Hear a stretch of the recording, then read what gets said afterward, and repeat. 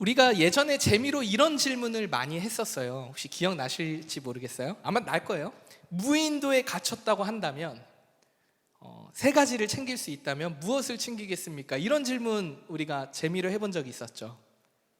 사실 이런 무인도에 갇히는 일은 거의 없잖아요. 우리가 그럴 일이 별로 없는데, 이런 극단적인 상황이 되었을 때 그에 따른 나의 선택을 함으로써 내가 어떤 존재인지, 어떤 생각을 하고 있는지를 알 수 있는 좀 좋은 질문이겠다라는 생각이 들었어요. 물론 재미있지만 이제 개인적인 생각들을 반영할 수 있잖아요. 그래서 오늘 이 질문을 여러분들에게 다시 해본다면 여러분들은 어떻게 대답하시겠습니까? 제가 저에게 그런 질문이 온다면 저는 첫 번째도 사람이고요, 두 번째도 사람이고, 세 번째도 사람을 데려갈 것입니다. 저만 좋은 사람이 됐어요. 물론 이런 특별한 상황이라서 어쩔 수 없는 상황이지만, 제가 이렇게 질문을 드린 이유는요, 사람은 결코 혼자 살 수 없다는 거죠. 이 얘기를 좀 하고 싶었어요. 요즘 물가가 장난이 아니잖아요. 네, 근데 전 세계가 정말 이 치솟는 물가에 어려움을 겪고 있습니다. 제가 경유차를 타는데요, 경유차가 휘발유보다 비싸지는 상황이 되었어요. 와, 진짜 너무 비싸더라고요. 근데 이 문제가요, 물가가 치솟는 이런 어려움들이요, 우리나라의 만의 문제였다면 훨씬 빠르게 물가를 좀 안정시켰을지 모르겠어요. 하지만 이제는 살아가는 시대가 글로벌 시대잖아요. 그러니까 우리만 잘한다고 되는 시대가 아닌 시대가 되었죠. 결국 사람과 사람의 이 관계뿐만 아니라 국가와 국가, 전 세계가 이제 진짜로 너무나 가깝게 연결되어 있다는 것입니다. 이젠 정말 혼자 살아갈 수 없는 시대가 되었습니다. 조선시대처럼 유배돼서 어디 내려가서 혼자 조용히 집을 짓고 자급자족하는 그런 시대가 이제 아니라는 거죠. 이 말은 결국 사람은, 특히 이 시대의 우리 현대인들은 반드시 사람과 사람의 관계 속에서 살아갈 수밖에 없다는 것입니다. 어쩌면 인생은 이런 관계를 통해서 배우고 성장하는 것은 아닐까, 이런 생각을 하게 되었어요. 그렇다 보니까 관계가 아주 중요한 역할을 하고요, 관계를 통해서 정말 우리 삶에 많은 영향을 받기도 합니다. 더 많은 관계에 연결이 되어서 이제 세계적으로도 연결이 되니까 연결이 되어서 그런 것인지, 그만큼 수많은 사람들과 연계가 되는 만큼 관계에 대한 스트레스도 이제는 만만치가 않아요. 그래서 그런 말이 있잖아요. 일은 쉽다, 일을 같이 하는 사람들이 어렵다, 이런 얘기 많이 하잖아요. 이 관계의 어려움이 이 시대를 살아가는 많은 사람들의 고통이 되고 있는 것이 현실이라는 얘기죠. 특별히 오늘 말씀은요, 이 관계에 대해서 말하고 있어요.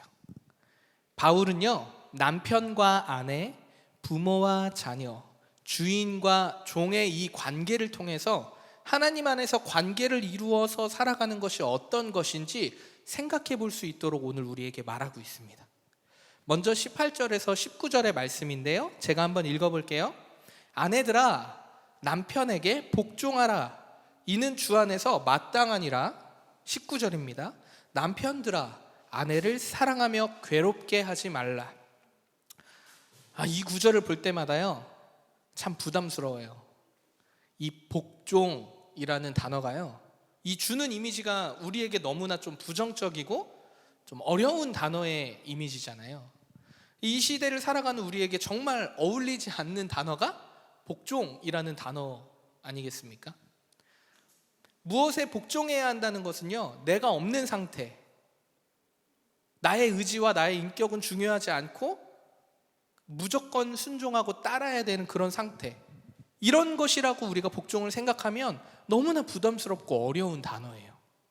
더군다나 시대가 어느 시대인데 아내가 남편에게 복종하라는 말은요, 더 와닿지가 않아요.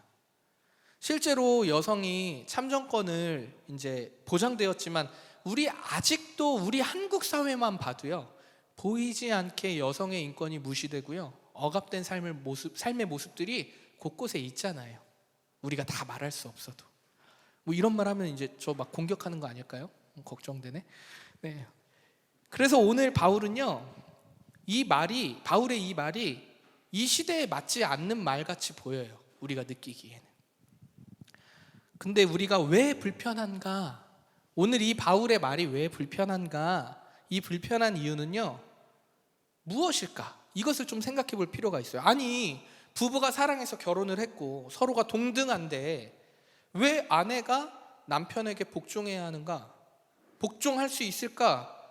아마 이것이 우리에게 질문이 될 것입니다. 이게 부부 사이가 아니어도 사랑하는 남녀의 연인 관계라 할지라도, 또는 뭐 젠더로서 뭐 남자와 여성이 남자에게 복종을, 이런 얘기가 아마 우리에게는 불편한 이유 중에 하나가 될 것이죠. 결론부터 좀 말씀드려볼까요? 결론부터 말씀드리면요, 세상의 어린아이와 같은 초등학문의 수준의 그 기준으로 우리가 이 말씀을 바라본다면요, 복종하는 것은 불가능해요. 왜냐하면 동등하기 때문이죠, 남과 여가. 그러나 남편과 아내가 서로 존중하면서 대할 때에 그 기준이 무엇이냐면, 너가 아니라 예수님이라면 가능합니다, 복종이. 왜 그런지 이유를 설명드릴게요. 왜냐하면 예수님께서 직접 복종의 모습을 보이셨기 때문입니다.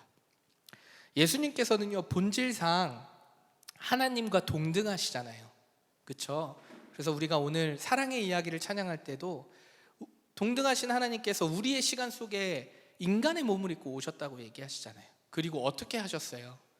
십자가에 죽기까지 사랑하심으로 하나님의 말씀에 복종하셨습니다. 그게 예수님이 앞서 보이신 복종의 모습이었기 때문에 우리가 기준이 예수님이 된다 그러면 우리가 복종할 수 있게 되는 거죠. 그래서 우리가 이 예수님의 기준으로 한다는 것은 알고 있고 또한 믿고 있어요. 실제로 바울은요, 남과 여가 동등하다고 말하고 있어요. 오늘 본문에는 뭐 여자가 남자에게 복종하라라고 얘기하고 있지만 실제로는 이게 어떠한 한 방향성의 말이지, 이것이 뭐 다르다, 서로가 더 위계가 있다, 이런 얘기가 아니거든요. 갈라디아서 3장 28절에 보면요, 남과 여가 동등하다고 얘기하고 있어요. 뭐라고 얘기하고 있냐면요, 너희는 유대인이나 헬라인이나 종이나 자유인이나 남자나 여자나 다 그리스도 예수 안에서 하나이니라. 다르지 않다는 얘기예요. 민족, 종족, 성별 다 다르지 않다는 얘기를 바울은 갈라디아서에 얘기하고 있습니다. 이렇듯 남자와 여자, 남편과 아내는 동등하지만 그러나 지으신 목적에 따라 역할이 구분되어 있다는 거예요. 이걸 다른 말로 얘기해 보면요, 고린도전서 12장 5절 말씀처럼 직분은 여러 가지나 우리의 주는 한 분이시다라고 얘기하는 거죠. 오늘 해리자매가 자막을 하고 있어요. 다른 거예요. 역할들이 다 다른 거죠. 은영자매 카메라 잡아주고요, 전택이랑 지은이는 일찍 와서 세팅을 해줬어요. 그리고 저희 사모는 다 해요. 뭐 이렇게 이목사도 챙겨요. 뭘 다 해요. 주님 안에서 우리가 다 하나라는 거죠. 역할이 다르고 모습이 다르다는 거예요. 이렇듯 아내가 남편에게 복종하라는 것은요, 남편이 뛰어나서 잘나서 더 우위에 있어서가 아니라는 얘기예요. 우리 주는 하나지만 직분 곧 역할이 다른 것을 우리가 다르다는 것을 기억해야 합니다. 남편 곧 남자들은요, 무엇이 생명인지 아세요? 대부분은 자존심이 생명이에요. 자존심만 세워준다면 진짜 어떤 힘을 막 내요. 그래서 남편들에게 필요한 것이요, 돕는 배필이에요. 곧 남편을 세워줄 수 있는 사람이 아내이기 때문에 복종하라고 얘기하는 거죠. 아내들이 마음이 더 넓기 때문에, 배려가 깊기 때문에 예수님이 하셨듯 그 모습을, 예수님을 기준 삼아서 남편을 세워주는 것입니다. 남편들이 착각하면 안 되죠. 특히 이성준이 착각하면 안 돼요. 남편이 잘나서 아내가 세워주는 것이 높아서 아니라는 겁니다. 그렇다면 오늘 본문은 남편은 어떠합니까? 복종해주는 아내가 있으니까 마음대로 해도 된다? 이런 말일까요? 아니에요. 오늘 말씀은요, 남편은 아내를 사랑하고 괴롭게 하지 말라고 얘기합니다. 아내는 자존심이 먼저가 아니죠. 아내는 사랑이 먼저예요. 사랑받기를 원합니다. 복종하는 아내를 함부로 대하는 것이 아니고요, 사랑으로 대하래요. 그리고 괴롭게 하지 말래요. 근데 아내가 무엇을 괴롭게 하는지 남편이 알아야겠죠. 괴로운 걸 계속하면 진짜 나쁜 사람이죠. 네. 네. 어떻게 사랑해야 하는가 그러면 이것에 대해서는요, 골로새 교회와 얼마 떨어지지 않은 에베소 교회, 보통 우리 성경에서는요 에베소서와 골로새서가 그 평행 본문이라고 얘기하거든요. 되게 같은 게 되게 많아요.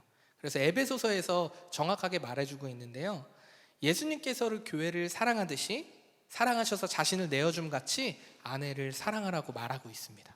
남편이 아내를 사랑하는 방법이 무엇입니까? 너무 부끄러워요. 제가 이런 얘기를 말씀을 통해서 가르치면서 제가 참 부끄러운데, 교회를 사랑하시듯 자신의 몸을 내어주셨듯 하나님의 나라와 하나님의 공동체를 위해서 하나님의 수많은 백성들을 위해 내어주듯이 아내를 사랑하래요.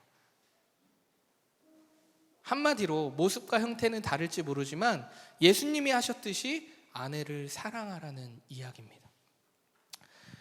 이 오늘 남편과 아내를 얘기했지만 이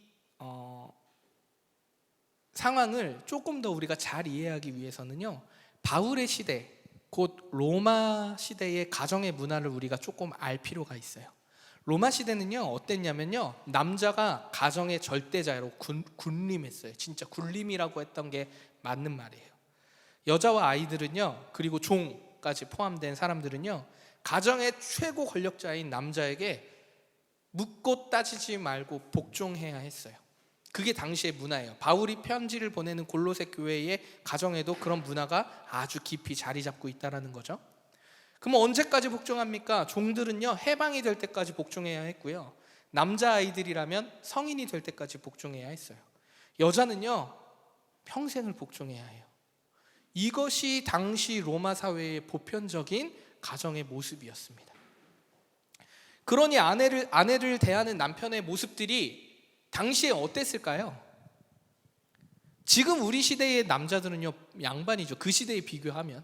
물론 못하는 것도 많다고 얘기할 수 있겠지만, 지금 시대의 눈으로 당시의 로마 사회의 남편들을 바라보면요, 아마도 이기적인 끝, 폭력적이고 그 자신의 말에 복종시키기 위해서 엄청난 억압과 그 강압이 아마 그 권력의 정점에 있었던 사람들이 바로 가정 안의 남편이었다는 거죠. 그러니 오늘 바울의 말은요, 아내에게도 불편한 말이지만, 이미 복종하고 있는 아내에게 복종하라고 얘기하는 말이 불편한 말이지만 남편들에게도 불편한 말인 거예요. 나 사랑하고 있는데 그 사랑이 교회를 사랑하셨듯이 내 몸을 생명을 내어주듯이 사랑하래. 이 말이 쉽게 이해하기도 어려울 뿐더러 당시 로마 시대의 보편적 가치, 그 문화에 반하는 말이었기 때문에 남편들에게도 당시 되게 불편한 말이었다는 얘기죠. 그러니 남편은 아내를 사랑해야 된다는 말이 매우 부담스러운 말일지도 모르겠습니다. 어쩌면 수많은 그 남편들은요 바울을 욕했을지도 몰라요. 무슨 그딴 말을 하고 있어? 이렇게 하고 막 손가락 했을지도 몰라요.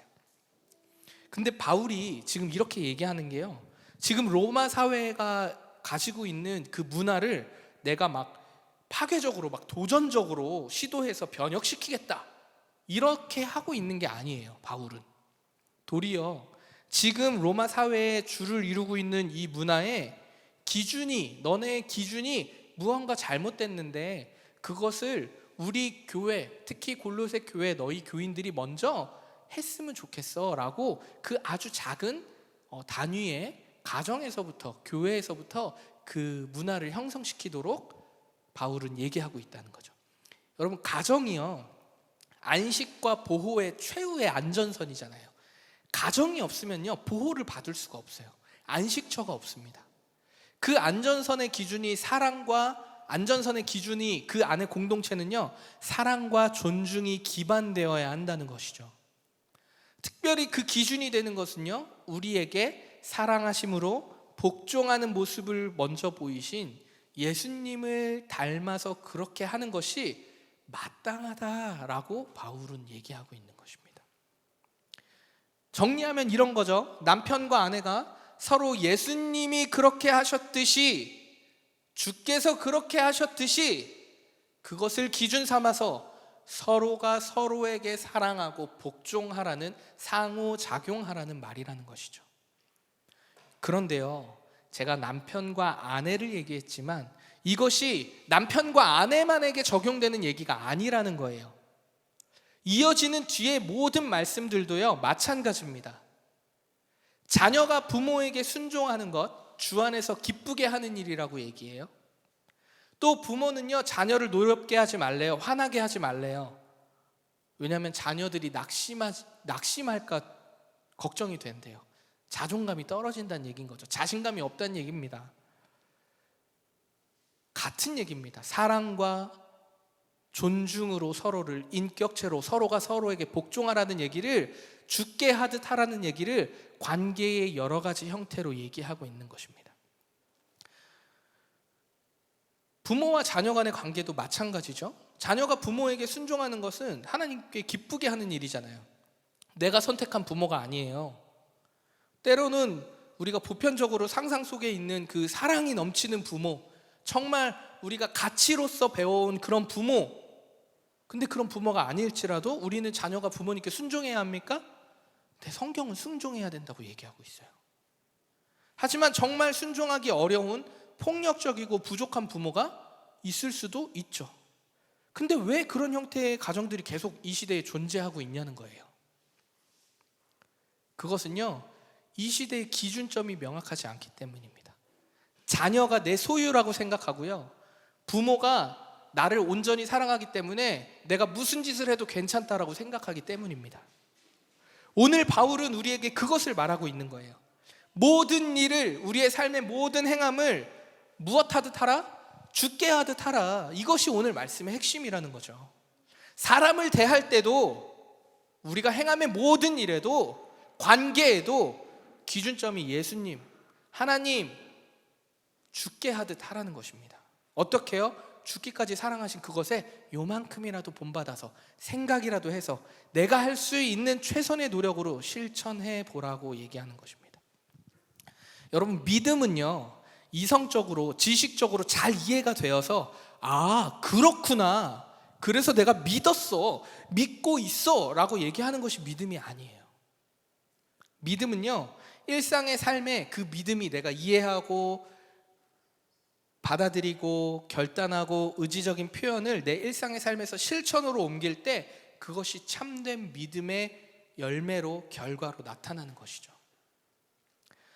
주변의 가정에, 우리 주변에 보면요, 가정의 아픔을 겪거나 어려움을 겪는 사람들이 생각보다 되게 많아요. 우리가 대화를 나눠보지 못해서 그렇지, 사연 없는 사람이 어디 있겠냐, 이 말이 딱 맞는 게, 가정의 아픔 하나 정도는 누구나 가지고 있어요. 그거를 비교할 수 있는 게 전혀 아니니까요. 근데 이런 가정의 아픔을 겪고 있는 사람들, 또는 뭐 가정이 아니어도 아픔을 겪고 있는 친구 등등 아프고 외롭고 힘든 사람들을 본다면 우리가 어떻게 해야 합니까? 그리스도인으로서 우리가 어떻게 해야 합니까? 예수님이 하셨듯이 지금 우리가 할 수 있는 상황에서 할 수 있는 대로 돌보아야 하는 거 아닐까요? 이 돌봐야 하는, 예수님이 그렇게 하셨듯이라는 게 우리 삶의 기준점으로 자리가 잡지 않으면요, 나도 힘든데 라는 말로 쉽게 덮어버리는 거예요. 누가 더 힘드냐를 따지자는 게 아닙니다. 더 힘든 사람이 덜 힘든 사람을 더 많이 도와요. 저희 설립 예배 드릴 때 말씀드렸잖아요. 제가 한 교회에 가장 어려운 가정에서 저희에게 후원하셨다고, 엄청 큰 금액을. 이것이 그리스도인의 삶 아니겠습니까? 요즘은요, 아픔을 공감하는 시대가 아니고요, 아픔을 고소해, 아우 잘 됐어, 그래 벌 받았어, 이런 시대의 눈이 되어가는 것 같아요. 지난주 제가 아픈 기사를 봤어요. 아마 여러분도 알겠지만 한 아이가 이제 학교를 안 나오니까 학교에서 이제 실종 신고를 한 거예요. 근데 그 가족들도 연락이 안 돼요. 그래서 결국에 이제 지금 수사의 뭐 결과는 나오진 않았지만 가족 3명이 다 이제 생을 마감하였죠. 부모가 우리 또래의 젊은 부부들이더라고요. 아이는 10살 아이였고, 완도에 이제 바다에 차가 들어가서 다 같이 생을 마감하였습니다. 그들 스스로 버틸 수 없었고 삶을 포기할 수밖에 없는 그 상황까지 가니까 뭐 결과야 어떻게 아직 발표가 된 건 아니지만 그런 상황이 되었다는 거예요. 그런데요, 제가 너무 충격인 것은요, 그 밑에 댓글이 어떤지 아세요, 여러분? 그 댓글을 보는데요, 정말 이렇게 사람이 맞나 싶을 정도로 아픈 말들을 쓰는 사람들이 너무 많았어요. 제가 마음이 너무너무 아파서 더 못 보겠더라고요, 그 글을, 기사를. 그런데 여러분, 그렇다면 우리가 이 세상의 모든 아픔을 다 짊어지고 우리가 다 책임져야 되는가? 그리스도인이 그런 말이 아니에요. 이미 하나님께서는요, 이 세상의 아픔에 공감하고 계세요. 그리고 하나님께서 앞서서 일하고 계시다는 것을 우리가 좀 믿을 필요가 있어요. 그래서 우리는요, 우리가 내가 뭔가 새로운 것으로 거대한 일을, 무언가 막 복지를 만들고 뭐 이렇게, 그런 것도 중요해요. 그렇게 긍정적인 방향으로 가야 되겠죠. 하지만 개인적으로 우리가 작은 공동체에서 할 수 있는 것은요, 그 일에 동참하기 위해서 내가 오늘 하루를, 한 주를 어떻게 사랑하고 배려하고 존중하고 살아갈 것인가, 그것이 우리 삶의 기준점이 되어서 질문이 되어야 된다는 거예요. 그래서 예수님이 하셨듯이 내가 사랑하며 사는 것이, 존중하며 사는 것이, 예수 그리스도 앞에 복종하며 사는 것이 무엇인지 우리가 알아야 한다는 거죠. 그 답은요, 누가 주어줄 수 없어요. 떠먹여주지 않아요. 내가 고민하고 내가 생각하고 공동체가 분별해서 공동체가 함께 그 길을 걸어가 보는 것 말고는 답을 찾을 수가 없습니다. 사랑하는 성도 여러분, 관계의 중심은요, 바로 우리 주 예수 그리스도가 되어야 하는 것임을 믿습니다. 쉽지 않아요. 예수님이 하셨듯 십자가에서 우리는 죽을 수도 없어요. 나의 존재를 막 지우면서 가족과 친구와 관계된 모든 사람을 다 사랑하고 내가 그걸 다 책임질 수도 없어요, 우리는. 또한 그렇게 한다고 해서 내 살아생전에 이 세상에 하나님의 아름다움을 뭐 보장할 수 있는 것, 장담할 수 있는 것, 그것도 아니에요. 그럼에도 우리는 우리의 삶에서 모든 일을 죽게 하듯 사랑하고 복종하는 삶을 살아야 한다는 것입니다. 믿으십니까? 오늘 하나님께서 우리에게 넘치는 사랑과 힘, 능력, 지혜를 주셔서 모든 일을 죽게 하듯 삶을 행하고 하나님을 더욱더 사랑하고 하나님께 복종하고 순종하기를, 그런 삶을 살아가기를 주님의 이름으로 축원합니다. 더 나아가서요, 나의 가족, 친구, 수많은 관계된 많은 사람들 있잖아요. 그 중에는 나랑 맞지 않는 사람도 있어요. 그런 사람들과 아름다운 사랑의, 존중의 관계를 이루어가는 그런 아름다운 문화가 우리 올디너리 교회에, 우리 공동체에 시작되어지기를 간절히 소망하고 주님의 이름으로 축원합니다. 바울이 말하는 마지막 관계가 무엇이냐면요, 주인과 종의 관계예요. 뭐 길게 설명할 필요도 없어요. 똑같아요. 주인과 종, 뭐라고 설명하냐면요, 근데 이 말들이 이 시대의 눈으로 읽으면 또 이것도 이해가 안 돼요. 우리가 사는 대한민국에 종과 노예의 관계가 있습니까? 가끔 기사로 나오죠. 뭐 이렇게 가둬놓고 막 몇십 년 막 인간 대접도 못하고 막 중국에서 막 그런 거 있었다, 뭐 이런 기사 나오잖아요. 근데 보편적으로 우리가 종과 노예의 시대가 아니에요. 지금은 우리가 뭐 삭을 주고 노예로 삼는 그런 시대가 아니잖아요. 근데 오히려 보이지 않지만 돈, 명예, 권력의 노예가 되어지는, 보이지 않는 그런 내면적인 그런 억압된 삶을 우리는 더 많이 사는 것 같아요. 이런 생각이 들기도 했어요. 어찌되었건 우리에게, 종에게는 바울이 뭐라고 얘기하냐면 주님께 하듯 성실하게 종의 삶을 살라는 그 말을 해요. 이 의미가 지금 시대의 우리에게는 와닿지 않는 말이잖아요. 반대로 4장 1절에는요 뭐라고 얘기하냐면요, 상전, 이제 주인이죠, 좋은 위치에 가진 사람들, 이 말은 이해가 돼요. 왜? 우리가 을로 살아본 적이 많아서 이제 갑이 어떻게 해줬으면 하는 게 있잖아요. 그래서 뭐라고 얘기하냐면 주인은, 상전은 종에게 의와 공평으로 대하래요. 이건 너무 와닿아. 우린 늘 갑이었으니까. 이처럼 우리가 주인의 입장과 종의 입장에 따라서 우리가 받아들이고 느끼는 것이 다른 것은요, 똑같아요. 기준이 다르기 때문입니다. 내가 기준이 되거나 너가 기준이 되거나 우리 둘이 합의하에서 그것이 적당한 타협의 기준이 되거나, 근데 이것도 타협의 기준도 답이 아니란 얘기입니다. 우리는 혼자 살 수 없는 시대를 살아가고 있어요. 오늘 바울의 핵심, 우리가 살아가는 삶에서 관계의 모든 행함에 있어서 주님이 그러하셨듯이 죽게 하듯 하라는 것입니다. 이게 말처럼 쉽지 않다고 말씀드리잖아요. 몸이 힘들고 마음이 힘들면요, 주님이 그러하셨듯이 죽게 하라는 것, 이게 웬 말입니까? 우리의 의지와 나의 생각과는 상관없이요, 나만 생각하게 돼요. 왜 이렇게 어려울까요? 모르는 것도 아닌데 왜 이렇게 어려울까요? 신앙생활 한두 번 하는 거 아니고, 말씀 한두 번 들은 거 아니고, 예수님이 어떠한 분인지 모르는 거 아니고, 그런 예수님 못 믿는 것도 아니고, 그렇다고 하나님의 은혜를 경험한 적이 없는 것도 아니고, 근데 우리 왜 그렇게 사랑하며 살고 존중하며 살고 격려하며 살고 실패를 같이 겪어보는 것을 그렇게 두려워하고, 왜 그렇게 우리가 힘들어 할까요?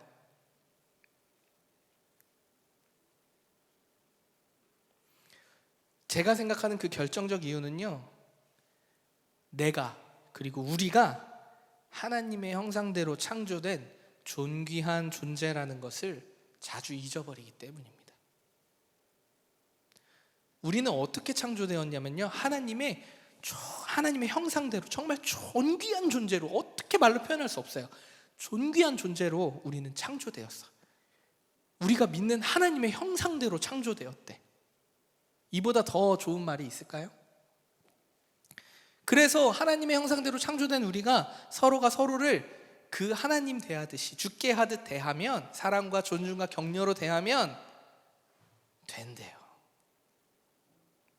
흔히 말하는 나는 나고 너는 너지, 맞아요. 그 말이 뭐 틀린 말은 아니에요. 하지만 이렇게 말할 것이 아니라, 우리 그리스도인들은, 적어도 우리 올디너리 공동체는 이렇게 얘기하면 좋을 것 같아요.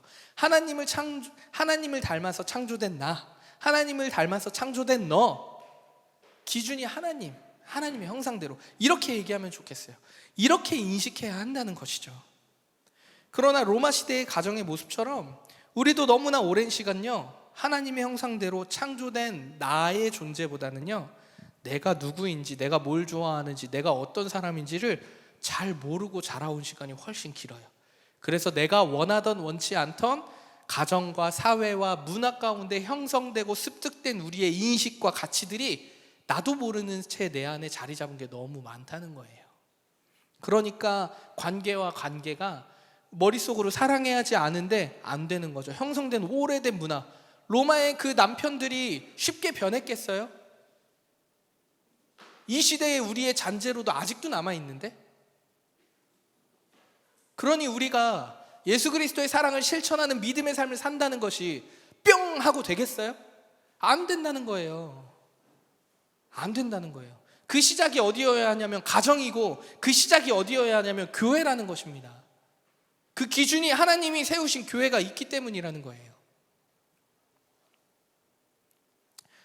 사랑하는 성도 여러분, 오늘 예배 시작할 때요, 제가 한 주간 나를 위해서 한 일이 무엇인지 생각해 보자고 말씀드렸어요.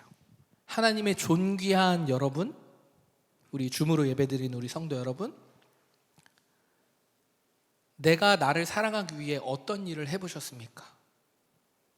그냥 자기 연민 사랑, 나 좋아, 나 사랑해, 이런 거 말고요. 그런 거 얘기하는 거 아니고, 하나님을 기준으로 하나님이 나를 너무나 사랑하셔서 자신의 형상을 닮아 창조했다라는 그 존귀한 존재 자체에 대한 사랑을 위해서 여러분이 어떤 노력을 해보셨어요?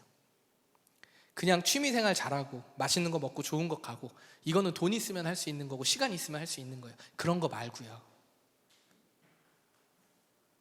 내 존재를 사랑하기 위해서 무엇을 해보셨습니까? 우리 요만큼만 틀어지고 요것만큼만 실수하면 어떻게 돼요? 나를 탓하잖아요. 내가 못해서 그래, 내가 몰라서 그래, 내가 부족해서 그래. 왜 그렇게 됐는지는 모르겠는데요, 정말 많은 사람들이 저를 포함해서 그렇게 사는 것 같아요. 그게 너무 마음이 아파요. 오늘 설교의 제목이 관계의 기준점입니다.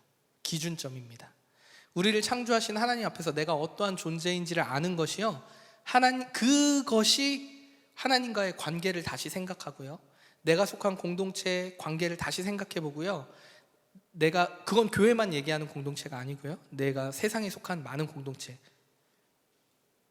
다시 생각할 수 있게 해요. 내가 어떠한 존재인지 아는 것이 중요합니다. 기꺼이 서로가 서로를 사랑하고 존중하고 순종하고 격려하는 우리 모두가 되었으면 좋겠어요. 이제 말씀의 결론을 맺을게요. 주중에 저희 교인은 아니에요. 저희 교회 이제 공동체 사람은 아닌데, 제가 한 형제와 자매를 같이 만났어요. 부부는 아니고 그냥 청년들이에요, 청년들. 근데 저에게 이렇게 묻더라고요.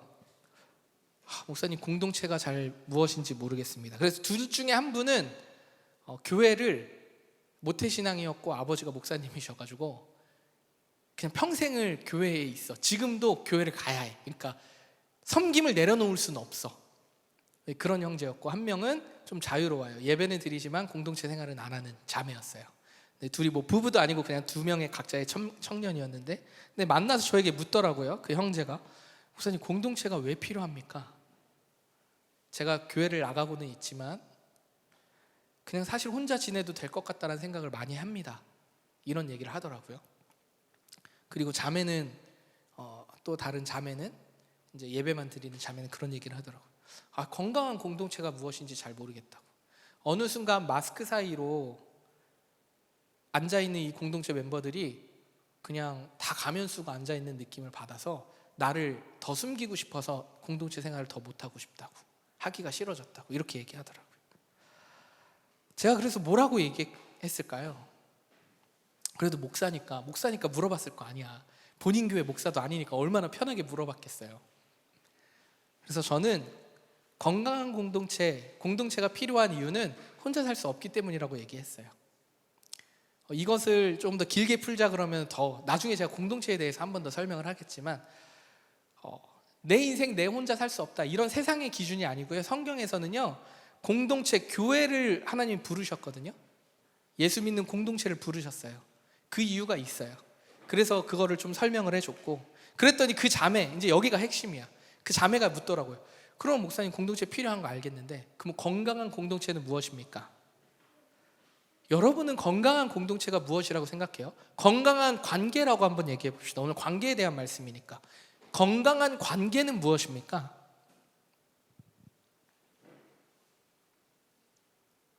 제가 그 형제 자매에게 건강한 공동체는요, 함께 걷다가 함께 인생을 살다가 실패를 했을 때 괜찮다고 말할 수 있는 공동체. 괜찮아, 내가 또 다시 너의 그 인생의 걸음을 같이 걸어가 줄게. 괜찮아.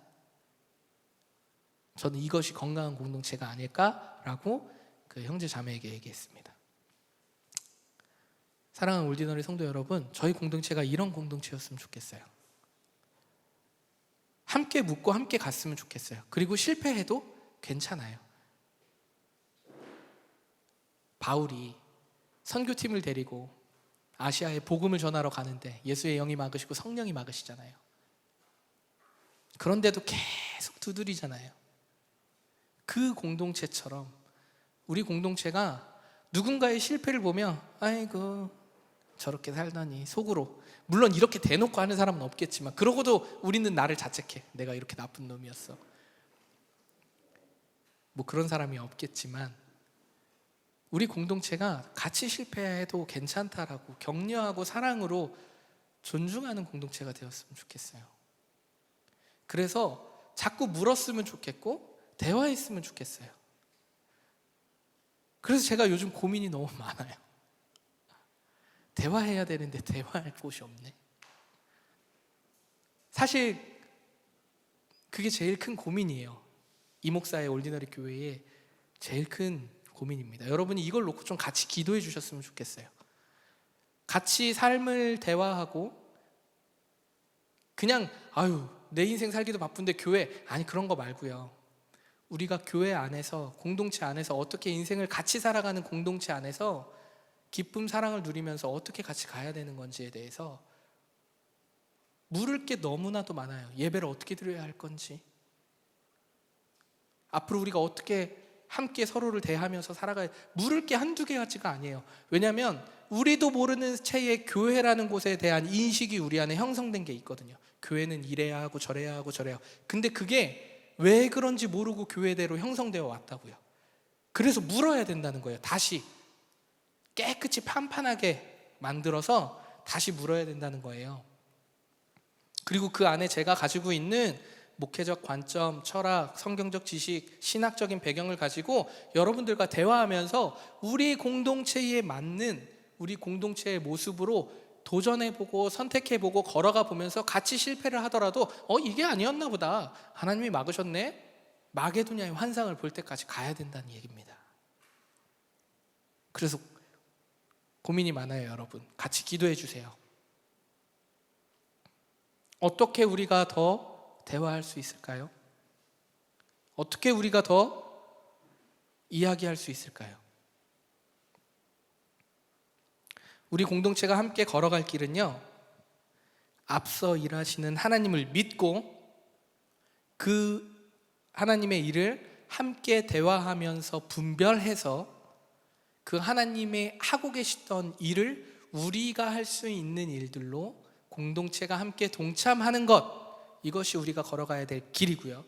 우리 공동체 안에 있는 성도들이 걸어야 가야 할 길은요, 앞서 일하시는 하나님을 믿고 공동체와 분별이 된 그 일들을 공동체와 함께 하며 개인의 삶에서도 동일하게 하나님의 일하심을 묻고 나의 감정을 돌아보고 하나님께서 나를 어떻게 창조하신, 내가 어떠한 존재인지를 늘 날마다 생각하고 묵상하고 깨닫는 것, 그리고 나아가서 세상의 다른 이들에게 사랑으로 나누고 격려하고 수용하는 것, 그리고 기회가 된다면 예수 그리스도의 살아계심을 내 삶을 통하여, 말을 통하여 증거하는 것, 이것이 우리 그리스도인들이 걸어가야 될 길이라는 겁니다. 곧 이것이 관계의 핵심이라는 것임을 오늘 바울이 우리에게 얘기하고 있는 것입니다. 우리 공동체 여러분들 같이 걸어갔으면 좋겠어요. 그리고 같이 걸어가고 있어서 너무 행복해요. 진심입니다. 자꾸 조급함이 올라올 때마다 여러분들이 그래서 이 목사와 최수인 사모와 우리 가정을 위해서 많이 기도해 주세요. 정말 잘 분별해서 기도하고 말씀으로 잘 서서 우리 한 가정 살리기 운동을 하는데 그 시작이 우리 가정이 되었으면 좋겠어요. 이 목사 가정이 잘 세워지면 우리 공동체 안에도 잘 세워질 거라고 저는 믿습니다. 그래서 저희 가정을 위해서 꼭 기도해 주십시오. 그리고 이성준 목사의 목회를 위해서도 여러분들이 꼭 생각나실 때마다 함께 기도해 주셨으면 좋겠어요. 저도 여러분들을 위해 기도합니다. 함께 걷는, 함께 책임지는, 함께 예수 그리스도의 길을 따라가는, 사랑하고 서로 순종하고 복종하는 그런 우리들의 아름다운 공동체가 되기를 주님의 이름으로 축원합니다. 같이 기도할까요?